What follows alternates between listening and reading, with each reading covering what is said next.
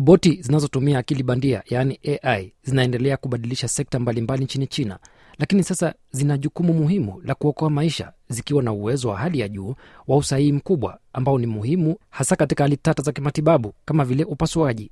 Kwa msaada wa serikali na mwitikio wa haraka, China imekuwa mojawapo wa maeneo muhimu duniani ya majaribio ya roboti za AI, huku mafanikio kadhaa yakiripotiwa katika miezi ya hivi karibuni. Awali, roboti zilifahamika kwa kuongezea uzalishaji viwandani, lakini sasa zinatumika katika sekta ya afya ambako usahihi wao mkubwa unawavutia madaktari bingwa kutumia roboti kusaidia katika upasuaji mgumu.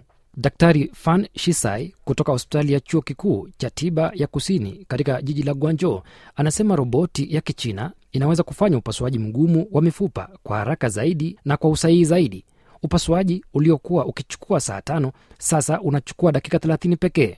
Faida tayari zinashuhudiwa na wagonjwa kama vile Bu ambaye amefanyiwa upasuaji wa dharura baada ya ajali barabarani na kuvunjika nyonga. Kupitia upasuaji wa kisasa usioingilia sana unaosaidiwa na roboti, sasa anaweza kuruhusiwa kurudi nyumbani ndani ya siku chache tu. Soko la kimataifa la roboti za upasuaji linapanuka kwa kasi na linatarajiwa kufikia dola bilioni 60 za Marekani kufikia mwaka 2030, jambo ambalo linaonyesha uwezekano mkubwa wa ukuaji.